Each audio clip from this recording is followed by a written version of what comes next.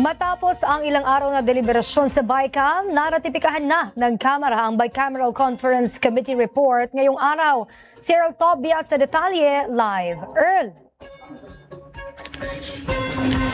Princess, mabilis ngang na-ratify ang Bicameral Conference Committee Report para yan sa General Appropriations Act sa fiscal year 2026. Pagtitiyak ni House Committee on Appropriations Chairperson Micaela Swansing, walang nakalusot na pork o anumang uri ng maanumalyang budget dyan sa naprubahan nilang panukalang 2026 budget. Binigyang diin ni House Committee on Appropriations Chairperson Micaela Swansing na ilang beses din nilang nireview ang nasa 4,300 pages ng buong BICAM report bago ito pinirmahan kahapon at maratify ngayong araw. At pagtitiyak ni Swansing, malinis at transparent ang naipasa nilang 2026 General Appropriations Bill. Walang kahit anong uri ng pork o anumang patagong insertion. Kanina rin bago pa man maratipikahan ang panukalang 2026 National Budget, sinagot ulit ni House Deputy Speaker Ronaldo Puno ang mga paratang na may pamumulitika pa rin sa ilang social assistance programs na naipasa sa 2026 National Budget. Kagaya ng MAIF na sinasabi ng ilan na umano'y pinatatakbo lang ng puro guarantee letters. Pagdidiin ni Puno, hindi sa opisina ng congressman inilalagak ang pondo para dyan. Ang tanging trabaho lang daw nila ay ang magrekomenda sa mga ahensya.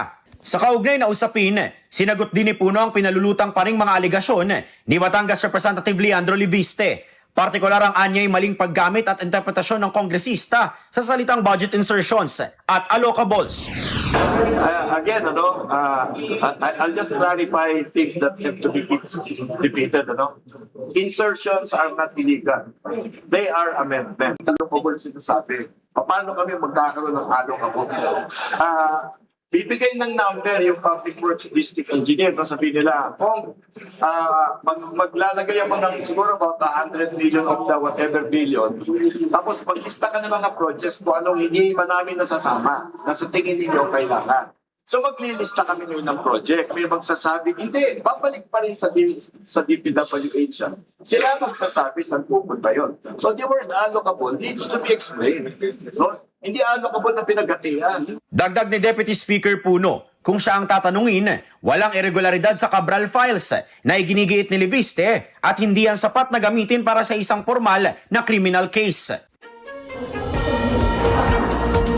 Sabi pa ni House Deputy Speaker Puno, inusisa pa rin naman nila yung laman ng bicameral report ay yan nga 2026 national budget bago man tuluyang maratipikahan dito sa plenaryo ng Kamara. Kanina kasi nakausap natin yan si Deputy Speaker Puno isang oras bago ang ratifikasyon kung saan sila ay nagkaroon ng isang party leaders meeting kung saan nga kinlaro pa ang ilang 26 national budget. Balik muna sa inyo.